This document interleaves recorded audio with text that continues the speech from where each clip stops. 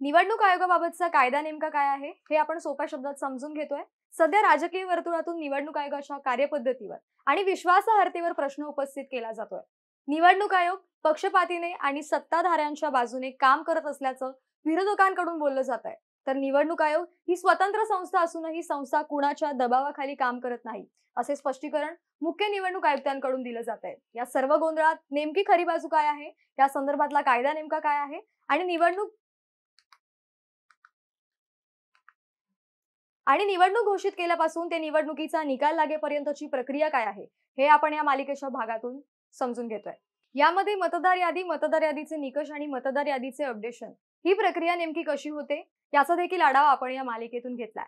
त्यामुळे निवडणूक आयोगाबाबतच्या कायद्याच्या शेवटच्या आणि 5व्या भागात आपण निवडणुकीचे महत्त्व आणि शिक्षेच्या तरतुदी नेमक्या काय आहेत हे जाणून घेणार आहोत. नमस्कार, मी समृद्धी सावंत. आपण पाहताय माय महानगर लाईव्ह. निवडणुकीचे महत्त्व आणि शिक्षेच्या तरतुदी. भारतीय राज्यघटनेतील अनुच्छेद 324(6) नुसार निवडणूक आयोगाला त्यांचे काम करण्यासाठी कर्मचारी देण्याची जबाबदारी राष्ट्रपती आणि राज्यपाल यांच्याकडे देण्यात आली आहे. म्हणजेच निवडणूक आयोग केंद्र आणि राज्य सरकारच्या तसेच स्थानिक स्वराज्य संस्थांच्या कर्मचाऱ्यांच्या सहाय्याने आपले काम करतो. निवडणुकीचा कार्यक्रम जाहीर झाल्यानंतर संपूर्ण प्रशासकीय यंत्रणा ही निवडणूक आयोगाच्या नियंत्रणाखाली असते. त्याचबरोबर मतदार यादी तयार करणे, त्यामध्ये सुधारणा करणे, निवडणुकीसाठी मतदार यादी निश्चित करणे अशी सगळी कामे निवडणूक आयोग याच कर्मचाऱ्यांच्या माध्यमातून करून घेतो. इथे एक गोष्ट समजून घेतली पाहिजे, हे कर्मचारी निवडणूक आयोगाचे नसतात. ते आयोगासाठी काम करत असतात. त्यांच्यावर आयोग जरी नियंत्रण ठेवत असलं तरी एवढ्या मोठ्या प्रमाणातील यंत्रणेवर लक्ष ठेवणं हे आयोगासाठी वाटतं तितकं सोपं काम नाहीये. प्रशासनातील अधिकाऱ्यांच्या उतरंडीच्या सहाय्याने कनिष्ठांवर नियंत्रण ठेवले जाते. एकीकडे मतदार यादी ही निवडणुकीसाठी अत्यंत महत्त्वाचा घटक आहे, तर दुसरीकडे ती तयार करण्यासाठी निवडणूक आयोगाकडे स्वतःचा कर्मचारी वर्ग नाही. त्यामुळे मतदार याद्यांबद्दल आक्षेप घेतले जातात आणि निवडणुकीवेळी हा मुद्दा चर्चेचा आणि वादाचा विषय ठरतो. लोकप्रतिनिधित्व कायदा 1950च्या कलम 30 नुसार निवडणूक विषयक गोष्टींमध्ये लक्ष घालण्यास दिवाणी न्यायालयांना प्रतिबंधित करण्यात आलंय. म्हणजेच मतदार याद्या, निवडणुकीचा कार्यक्रम, नामनिर्देशन पत्र, मतमोजणी यासारख्या विषयांची दखल कोणतेही दिवाणी न्यायालय घेऊ शकत नाही. त्यांच्या कार्यक्षेत्रातून हे विषय संपूर्णपणे वगळण्यात आलेत. उद्या एखाद्या मतदाराचा मतदार यादीत समावेश केला म्हणून कोणीही त्याविरुद्ध तेथील दिवाणी न्यायालयात खटला दाखल करू शकत नाहीये. तसेच या संदर्भात निवडणूक निर्णय अधिकाऱ्यांनी घेतलेल्या निर्णयांना दिवाणी न्यायालयात आव्हानही घेता येत नाही. यासाठी संबंधिताला केंद्रीय निवडणूक आयोगाकडे जावे लागतं. आता अशा स्वरूपाची तरतूद का केली असेल असा प्रश्न सहजपणे पडतो. त्याचे उत्तर शोधताना एक मुद्दा महत्त्वाचा ठरतोय. लोकशाही व्यवस्थेमध्ये निवडणुकीला अत्यंत महत्त्व आहे. निवडणुकीच्या माध्यमातून मतदार आपले प्रतिनिधी लोकसभेमध्ये आणि विधानसभेमध्ये पाठवतात. याच प्रतिनिधींच्या माध्यमातून केंद्रात आणि राज्य सरकार सत्तेवर येते. जर कोणीही निवडणूक कार्यक्रम न्यायालयाच्या माध्यमातून स्थगित करण्याचा प्रयत्न केला तर त्याचे परिणाम गंभीर होऊ शकतात.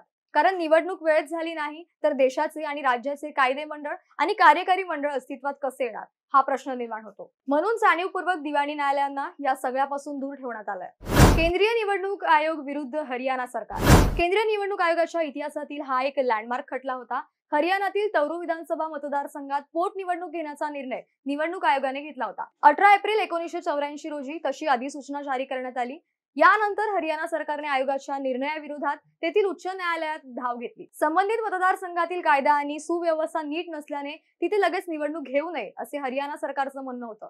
सरकारच्या या याचिकेनंतर पंजाब आणि हरियाणा उच्च न्यायालयाने निवडणूक आयोगाच्या अधिसूचनेला स्थगिती दिली. पंजाब आणि हरियाणा उच्च न्यायालयाच्या निर्णयाविरोधात आयोगाने सर्वोच्च न्यायालयाचा दरवाजा ठोठावला. सर्वोच्च न्यायालयाने सुरुवातीला उच्च न्यायालयाच्या आदेशाला तातडीने स्थगिती दिली आणि नंतर सविस्तर सुनावणी घेऊन उच्च न्यायालयाचा आदेश रद्द केला. त्यावेळी सर्वोच्च न्यायालयाने निकालापत्रात म्हटलं होतं की केंद्रीय निवडणूक आयोग ही राज्यघटनेने निर्माण केलेली महत्त्वाची स्वायत्त शासकीय संस्था आहे. आयोगाचे काम राज्यघटनेमध्ये नमूद करण्यात आलंय. त्यामुळे कुठे कधी निवडणूक घ्यायची हे ठरवण्याचा अंतिम अधिकार हा फक्त केंद्रीय निवडणूक आयोगाकडेच असेल. राज्य सरकारला त्यामध्ये काहीही भूमिका असणार नाही.